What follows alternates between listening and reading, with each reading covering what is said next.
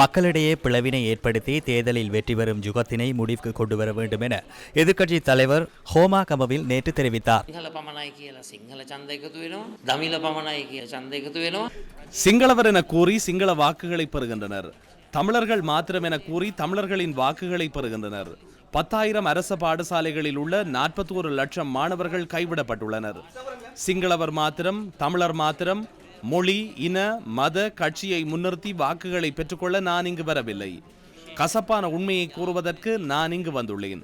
குறிப்பாக யானோயாவை மையமாக கொண்டு குடிநீர் வழங்கும் திட்டத்தை ஜைகா உருவாக்கியுள்ளது. ஆனால் அது நிறுத்தப்பட்டுள்ளது. தற்போது வெளிநாட்டின் பல திட்டங்கள் முடங்கியுள்ளன. முதலில் அமைச்சர்கள் சென்று தரகு பணத்தினை கோருகின்றனர், லஞ்சம் கேட்கின்றனர். ஜப்பான் நிறுவனம் நாட்டினை விட்டு சென்றமையை நாம் பார்த்தோம். அமைச்சர்கள் லஞ்சம் கோருவதாக அவர்கள் குற்றச்சாட்டினை முன்வைத்தனர். லஞ்சம் கோரும் நாட்டில் வேலை செய்ய விருப்பமில்லை என கூறியுள்ளனர்.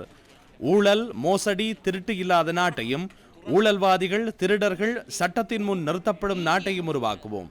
நாட்டை நாசமாக்கிய, நாட்டினை வங்குரோத்தடைய செய்த நபர்கள், நாட்டில் உள்ள வளங்களை கொள்ளையடித்தவர்களின் சொத்துக்களை மீண்டும் நாட்டிற்கு பெற்றுக்கொள்வோம். இவ்வாறான சந்தர்ப்பத்தை நாம் உருவாக்குவோம் என இந்த சந்தர்ப்பத்தில் கூறுகின்றேன்.